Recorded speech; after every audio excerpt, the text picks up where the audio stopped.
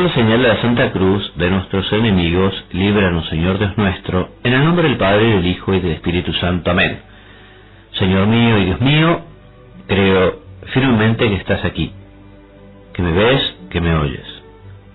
Te adoro con profunda reverencia, te pido perdón de mis pecados, y gracia para hacer con fruto este rato de oración.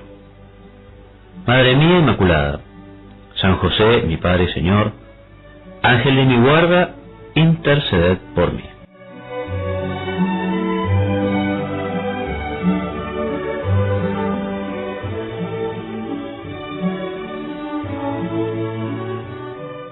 Queridos hermanos, vamos a hacer nuestra oración reflexionando sobre un texto denominado Discurso a Diogneto.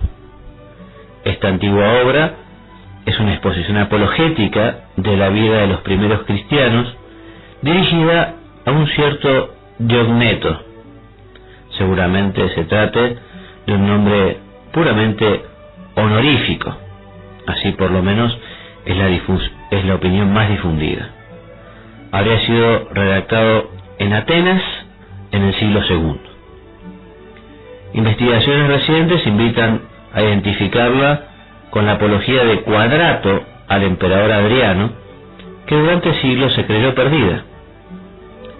Desgraciadamente, el único manuscrito que se conservaba de este antiguo texto fue destruido en el siglo pasado durante la guerra franco-prusiana en el incendio de la biblioteca de Estrasburgo. Por eso todas las ediciones y traducciones se basan en aquel único manuscrito ya desaparecido. La parte central de esta apología expone un aspecto fundamental de la vida de los primeros cristianos, esto es, el deber de santificarse en medio del mundo, iluminando todas las cosas con la luz de Cristo. Un mensaje siempre actual que el Señor ha recordado a los hombres en estos tiempos últimos con las enseñanzas del Concilio Vaticano II. Y vamos ahora directamente a nuestro texto para después hacer algunos comentarios que ayuden a la reflexión, a la meditación. Los cristianos, dice el documento, no se distinguen de los demás hombres ni por su tierra, ni por su idioma, ni por sus costumbres, porque ni habitan ciudades exclusivamente suyas, ni hablan una lengua extraña, ni llevan un género de vida aparte de los demás. La verdad, esta doctrina no ha sido inventada por ellos como fruto del talento y de la especulación de hombres curiosos, ni profesan, como otros hacen, una enseñanza humana, sino que habitando ciudades griegas o bárbaras, según la suerte que a cada uno le cupo, y adaptándose en vestido, comida y demás género de vida a los usos y costumbres de cada país, dan muestras de un tenor de peculiar conducta admirable y por confesión de todos sorprendente. Habitan sus propias patrias, pero como forasteros. Toman parte en todo como ciudadanos y en todo lo soportan como extranjeros. Toda tierra extraña es para ellos patria, y toda patria es tierra extraña. Se casan como todos engendran hijos, pero no abandonan a los que les nacen. Ponen mesa en común, pero no lecho. Están en la carne, pero no viven según la carne. Pasan el tiempo en la tierra, pero tienen su ciudadanía en el cielo. Obedecen a las leyes establecidas, pero con su vida sobrepasan las leyes. A todos aman y por todos son perseguidos. Se los conoce y se los condena. Se los mata y en ello se les da vida. Son pobres y enriquecen a muchos. Carecen de todo y abundan en todas las cosas. Son deshonrados y las mismas deshonras son verificados. Se los maldicen y se les declara justos. Los vituperan y ellos devuelven bendiciones. Se les injuria y ellos dan honra. Hacen el bien y se los castiga como si fuesen malhechores, condenados a muerte. Se alegran como si les concediera la vida. Los judíos los combaten como extranjeros y los griegos los persiguen, y sin embargo los mismos que los aborrecen no saben explicar el motivo de su odio. Mas para decirlo brevemente, lo que el alma es en el cuerpo, eso son los cristianos en el mundo. El alma está esparcida por todos los miembros del cuerpo, y cristianos hay por todas las ciudades del mundo. Habita el alma en el cuerpo, pero no procede del cuerpo. Así los cristianos viven en el mundo, pero no son del mundo. El alma invisible está encerrada en la cárcel del cuerpo visible. Así los cristianos son conocidos como quienes viven en el mundo, pero su religión sigue siendo invisible. La carne aborrece y combate al alma, sin haber recibido agravio alguno de ella, porque no le permite gozar a su antojo de los placeres. A los cristianos les aborrece el mundo, sin haber recibido ofensa de ellos, porque renuncian a los placeres. El alma ama la carne y a los miembros que la aborrecen, y los cristianos aman también a quienes los odian. El alma está encerrada en el cuerpo, pero ella es la que mantiene el cuerpo unido. Así los cristianos, detenidos en el mundo como en una cárcel, son los que mantienen la trabazón del mundo. El alma inmortal habita en una tierra mortal. Así los cristianos viven de paso en moradas corruptibles, mientras esperan la incorrupción de los cielos. El alma mortificada en comidas y bebidas se mejora. Lo mismo los cristianos, castigados de muerte cada día, se multiplican más y más. Tal es el puesto que Dios les señaló, y no les es lícito desertar de él. Porque, como dije, no es invención humana lo que recibieron por tradición, ni tendrían por digno de ser conservado tan cuidadosamente un pensamiento mortal, ni se les ha confiado la administración de ministerios terrenos.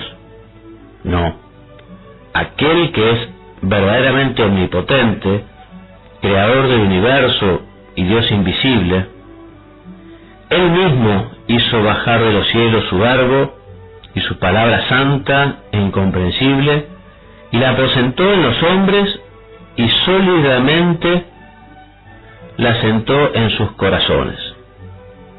Y eso no enviando a los mortales, como alguien pudiera imaginar, a alguno de sus servidores, o un ángel, o un príncipe de los que gobiernan las cosas terrestres, o alguno de los que tienen encomendadas las administraciones de los cielos, sino que envió al mismo artífice y creador del universo, aquel por quien creó los cielos, por quien encerró al mar en sus propios lindes, aquel cuyo misterio guardan fielmente todos los elementos, de cuya mano recibió el sol las medidas que ha de guardar en su carrera cada día, a quien obedece la luna cuando le manda lucir durante la noche, a quien también obedecen las estrellas que forman el séquito de la luna en su carrera, aquel en fin por quien todo fue ordenado y definido y sometido,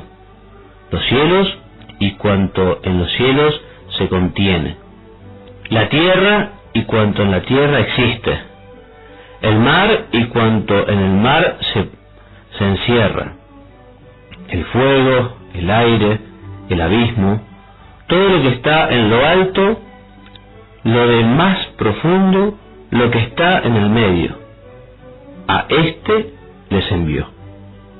¿Y qué? ¿Les envió acaso, como alguno podría pensar, para ejercer una tiranía? o para infundirnos terror y espanto. De ninguna manera. Lo mandó en clemencia y mansedumbre. Como un rey envió a su hijo rey, como Dios nos lo envió, como hombre a los hombres. Le envió para salvarnos, para persuadir, no para violentar, pues en Dios no se da violencia. Le envió para llamar, no para castigar. Le envió, en fin, para amar, no para juzgar. Les mandará así un día como juez. ¿Y quién resistirá entonces su presencia? Y así terminamos entonces con la lectura del texto del discurso a Diogneto de esta obra del siglo II. Y es un texto que nos puede llevar, en primer lugar, a agradecer a Dios la actitud, el comportamiento de estos santos varones, de estos primeros cristianos. Realmente fueron hombres ejemplares, muchos de ellos mártires, y como sabemos, fue la sangre de los mártires la que consiguió que germinara la semilla del Evangelio en los corazones de tantos hombres. Hoy por hoy, también nosotros los cristianos deberíamos ser así de ejemplares. Hoy por hoy, también nosotros deberíamos tomarnos la vida cristiana, el Evangelio del Señor, con la misma fidelidad, con la misma delicadeza que lo hicieron aquellos primeros cristianos, que eran hombres como nosotros, tendrían sus debilidades también, pero, como nos dice el texto, eran reconocidos porque vivían las enseñanzas de Jesús.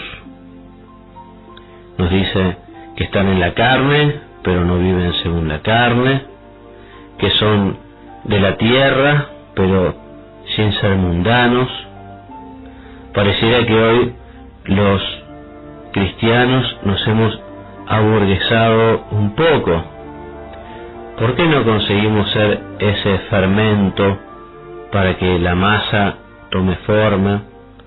¿Por qué los cristianos no conseguimos influir más y llevar a Cristo a la cumbre de todas las actividades humanas?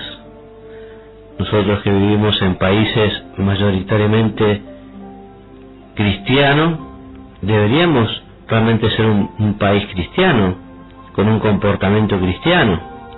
Y sin embargo, siendo tantos cristianos, el comportamiento general a veces es muy pagano, a veces está muy lejos de las enseñanzas del Señor, del Evangelio. Por eso quizá uno puede preguntarse, ¿qué es mejor? ¿Un cristianismo con muchas personas, pero personas más o menos tibias, abandonadas, dejadas, o quizá un cristianismo con menos personas, más limitados, pero con gente que realmente se ha tomado la vida cristiana, el Evangelio del Señor, el compromiso bautismal de un modo serio, de un modo responsable? Evidentemente, lo mejor es que los cristianos seamos muchos y muy buenos y muy santos.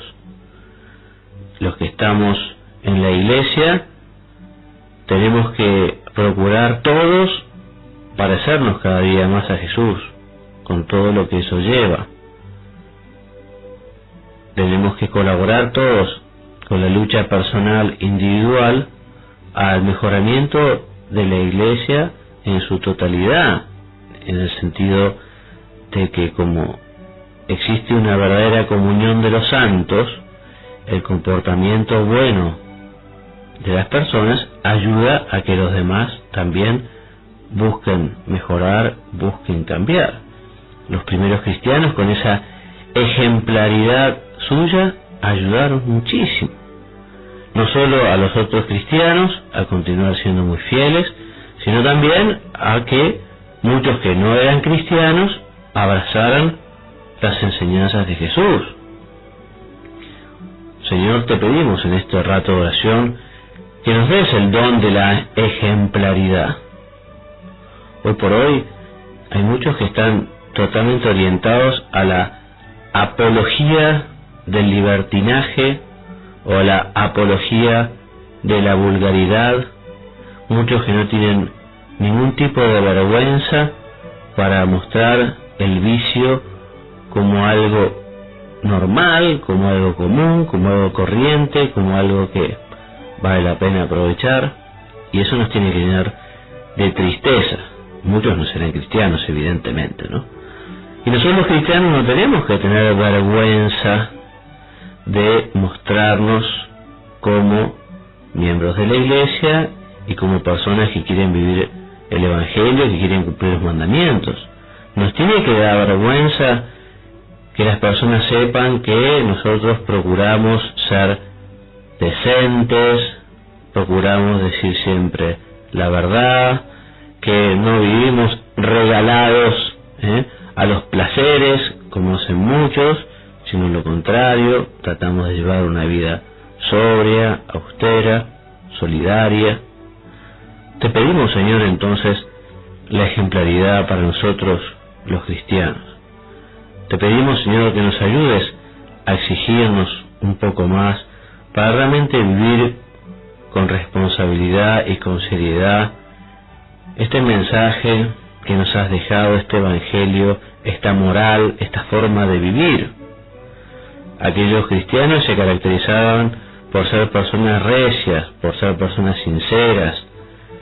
El alma mortificada en comidas y bebidas mejora. Por eso te pedimos, Señor, que nos des un gran amor a la mortificación y a la templanza.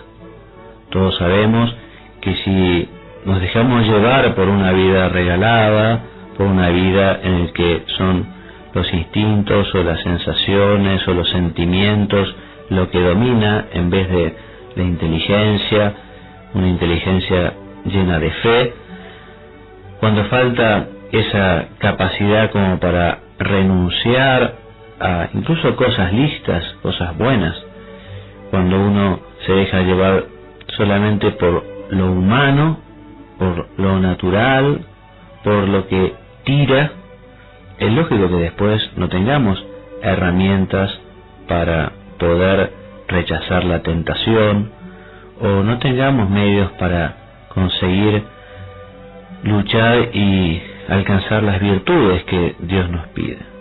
Una vida, leíamos recién, mortificada en comidas y bebidas, mejora. En fin, también mortificada en el servicio a los demás, en la ayuda de los demás, en la caridad, una vida mortificada para conseguir superar los defectos y acrecentar las virtudes. Por eso te pedimos, Señor, que nos ayudes a ser buenos hijos tuyos. El mundo necesita de la sal de los buenos cristianos. El mundo está muy insípido y necesita hombres santos, buenos cristianos que realmente estén configurados con vos, Señor, que realmente consigamos ser todos otro Cristo, que nuestra vida sea reflejo de ese amor a vos y que ese amor a vos nos vaya llevando a una configuración cada vez más cercana. El mundo necesita de los buenos cristianos, el mundo necesita de cristianos ejemplares, el mundo necesita de cristianos santos. Aquellos cristianos, nos dice el texto, tenían clarísimo que la religión recibida, la fe, era un don que debían cuidar, que debían cultivar, un don que debían llevar a todo el mundo. La vida cristiana no era una invención humana, leíamos hace un ratito, porque Dios Padre envió a su Hijo al mundo para enseñarnos la forma de vivir y dar sentido a la existencia del hombre en la tierra. Jesucristo, con su vida y con su enseñanza, da un nuevo sentido al porqué del hombre en la tierra y nos muestra cómo tiene